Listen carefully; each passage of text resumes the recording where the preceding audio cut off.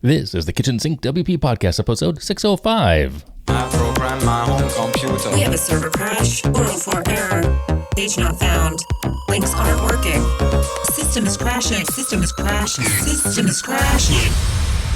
Your old HTML website, barely alive. We have the technology. We have WordPress. A new website, better than it was before. Better, stronger, faster.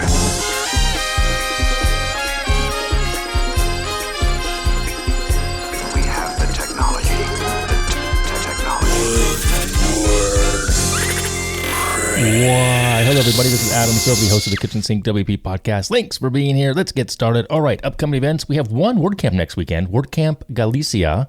It's in Pontevedra, Spain, October 3rd through the 5th. Looks like it'll be a great time. The website looks really cool. I do like the layout and the design of the website over there this year. Not that I didn't like it last year, but anyway, you get it. That's the only event. Yeah, that's the only event next weekend, so check that out. If you're in the Spain area in Pontevedra, definitely go.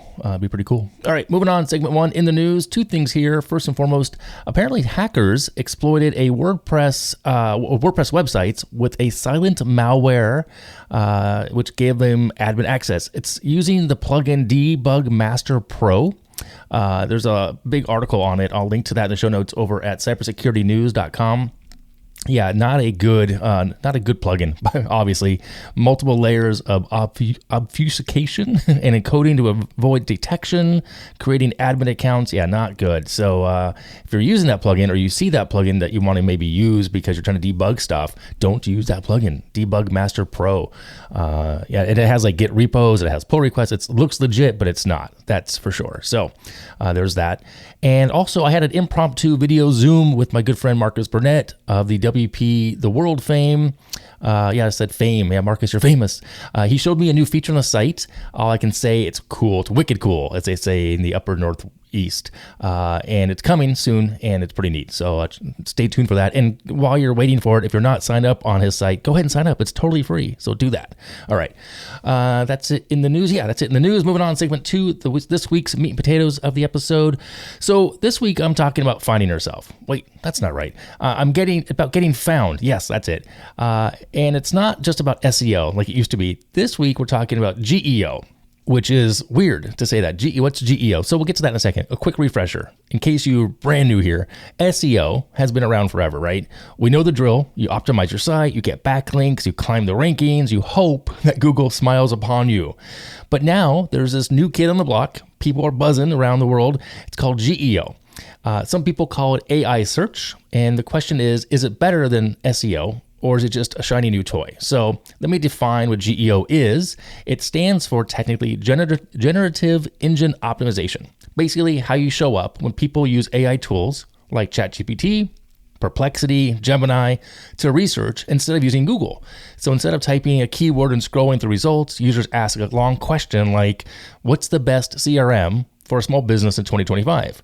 And now AI doesn't just make up the answers out of thin air. It goes out, it scrapes a bunch of top ranking web pages, and then it summarizes that into one very nice, concise, neat answer. And if your product or your company isn't mentioned, well, then you're invisible. If you are mentioned, you're golden. You're like the golden child, and that's congrats to you. So moving into number 3 here, these are kind of like the top 7, 8, 9 things I want to talk about in regards to GEO. Number 3 is why should we care? So the hook here is that GEO traffic converts way better than SEO. Traditional SEO traffic might convert at 1% to 2% if you're lucky. That's what stats say. GEO traffic, well, the current studies are showing that we're seeing numbers like 10, 20, 40% conversion. The question, of course, is why? Well, because by the time someone clicks through, they've already gone through the whole buyer journey inside of AI. They're being specific on what they're looking for. They're not window shopping. They're ready to swipe a credit card, potentially. I think it's very true here. For example, if someone asks Perplexity, what's the best roofing company in Raleigh? And you show up, odds are they're going to call you that same day. They are ready to buy. That is the theory, the working theory right now in all the things I've read. Okay. Now, number 4 here is limitations of GEO. There's a catch because the volume is still really tiny compared to SEO. Billions of searches still happen on Google every day. And GEO barely makes a dent there. It's fragile as well, really fragile. One update to ChatGPT or Gemini's algorithm, and the traffic just might be gone overnight. This happens also in SEO with keywords and whatnot. We've seen Google change their rankings and their systems, and people get hit and their traffic stops overnight as well. So same thing can happen here in GEO, but just from a different perspective because it's a different tool scraping that data. So we've seen software companies get a ton of traffic from ChatGPT, and then GPT-5 launched, and boom, traffic dropped off a cliff. So keep in mind, GEO works best for bigger researched purchases, things like software, home services, premium brands. And if you're going to look to buy socks or sell socks or an impulse buy gadget, probably not so much. Number 5, I want to mention practical examples. So a few examples here is, again, like you're looking for a CRM. You're not going to pick that in 5 minutes. You're going to ask a lot of questions. You're going to do some comparison, contrasting. You might even do the trials. But once you get past that, maybe you've got referrals. Let's say from me, I've gone through and done whatnot, comparisons and stuff. But then you go and ask ChatGPT to compare HubSpot, Salesforce, Zoho, Pipedrive.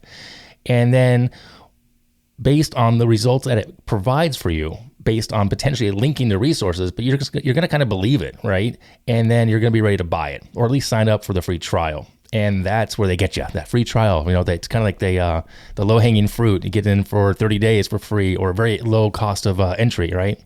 Same thing goes for bigger purchases, let's say for your home. Replacing your roof, you don't do that all the time. Maybe every 10, 15, 20 years. So you ask one of the services like Perplexity, best roofing company. Whoever shows up is going to probably get that phone call. Now, on the e-commerce side, it's less common, but it can work for certain brands, otherwise known as cult brands, like niche menswear, Patagonia, or REI, or Topo shoes, the ones I kind of wear lately, where people want validation before committing to it. Buyers really want that validation. Those kind of searches also may very well show up in GEO, okay, in a niche topic, very niche, because of the way it does that. So now number 6, how do we win at GEO? So how do you actually win here? Well, it's not about stuffing keywords into your blog. It's really about getting your brand mentioned on the pages that AI scrapes.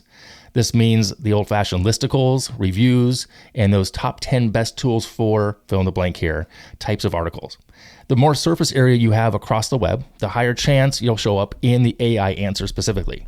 Now, there are tools like Prompt Watch, AIO SEO trackers that'll show you which URLs the AI is pulling from. You can kind of help yourself gain traction there. Once you do that, then you or your marketing team may very well want to reach out to those sites and say, hey, can you include me on that list? Sadly and honestly, sometimes it can cost money.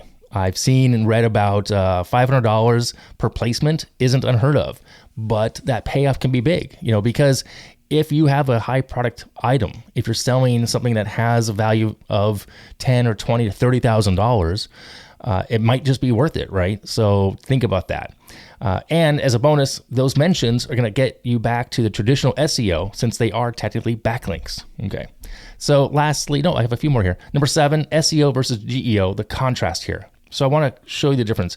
Think of it like this. SEO is your long game. It's the steady, reliable traffic channel. GEO is the high value pop-up shop. Less volume, but the people who show up are serious buyers. Okay. I think it makes sense that way. So what's the takeaway?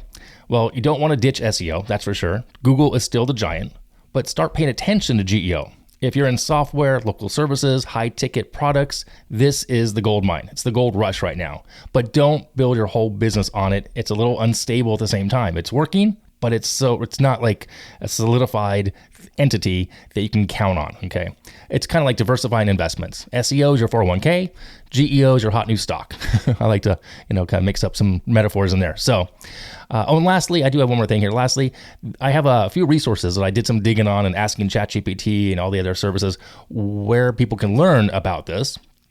And too long of a list. I have about, I think there's 5 here. CXL, Uberall Academy. I'll link to this. I'll put this in the show notes. So if you're interested in learning more about GEO and about courses, people teaching it and whatnot, I'll put that information in the show notes so you can go to the website and check that out and see those links as well.